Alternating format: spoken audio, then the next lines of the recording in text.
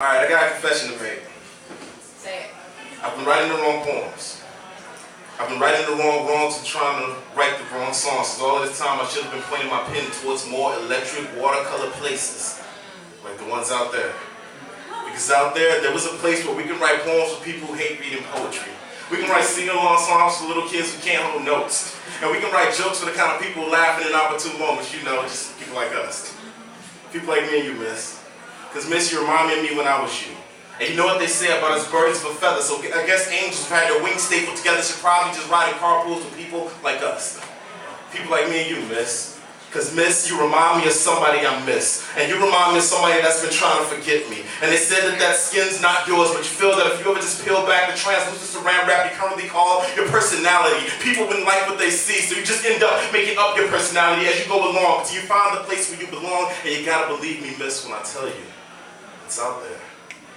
Not just for people like us, but for people like him. Because upstairs from the flood of a domestic violence fire, there was a small boy locked in a closet with the magenta magic marker trying to scroll across the wall and catalog every demon he sees when he's asleep. And you know what, y'all? He's running out of space. So I have to believe there's another place. I have to believe that just beyond those graham crackers that are bitten into the shade of mountains, there was a group of small children sitting in a semicircle, warming their hands against a black flame, waiting patiently for our return. My brother, they're waiting for people like us to turn back to those pieces of cellophane paper that get caught in updrafts and ascend skyward. So why are we still here? Just crumpled up sheets of construction paper on the ground, waiting to be found and unraveled and seen for the gorgeous macaroni pictures that we are. There has to be a poem in that somewhere.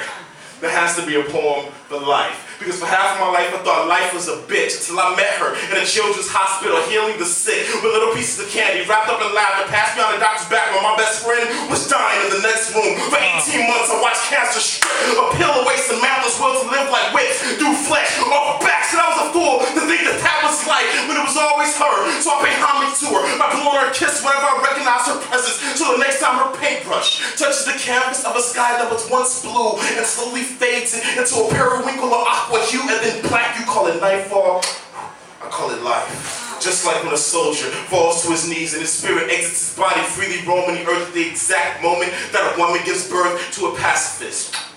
That's life. And this morning on the news, they spoke of an accident that took place on a road that I didn't take because I was running a little bit late because I went out late and stayed up late making love to you.